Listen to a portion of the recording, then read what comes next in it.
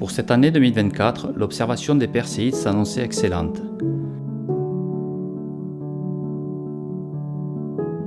La Lune était à son premier quartier et se couchait vers 23h30.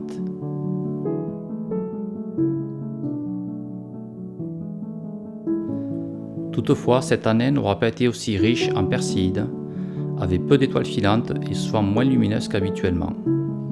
Avec également un vent assez fort qui a été gênant pour bien filmer les Perséides. Je vous laisse découvrir quelques Perséides que j'ai pu filmer durant cette nuit du 11 au 12 août. Et on se retrouve dans la deuxième partie de la vidéo avec ce qui aura marqué cette nuit des étoiles filantes 2024.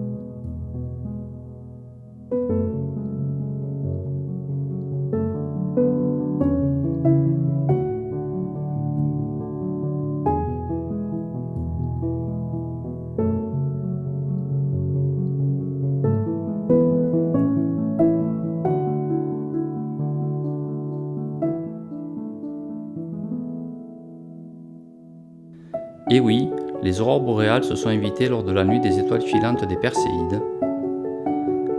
Après la nuit magique du 10 au 11 mai dernier, où l'extraordinaire avait côtoyé la magie, il aura fallu attendre 3 mois quasiment jour pour jour pour revoir les aurores boréales dans le ciel toulousain. Cela n'a pas été aussi spectaculaire qu'en mai dernier, mais avoir les aurores boréales pendant les Perséides est unique et tout aussi magique.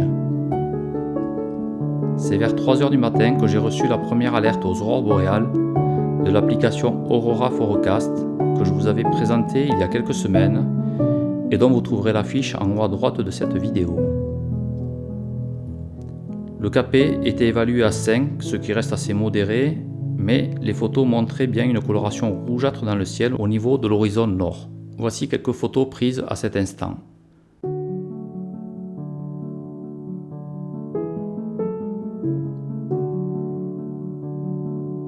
Je n'aurais jamais imaginé pouvoir faire une photo d'une Perséide avec une aurore boréale.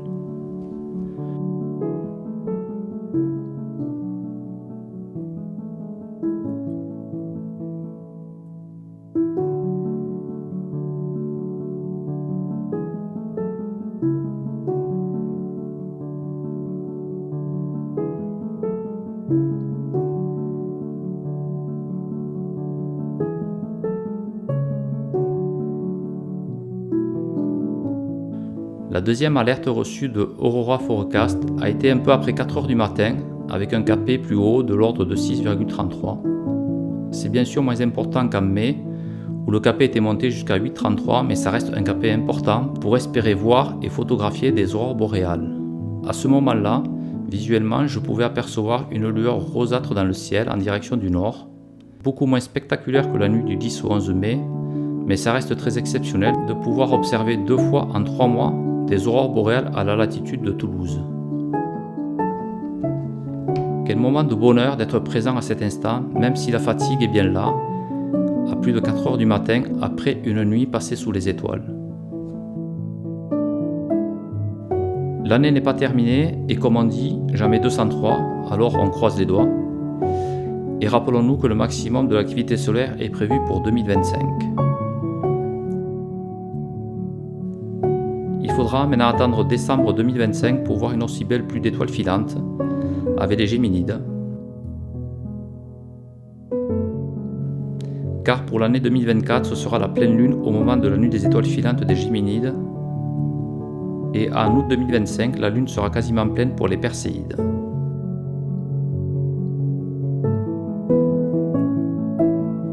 Bon ciel à tous!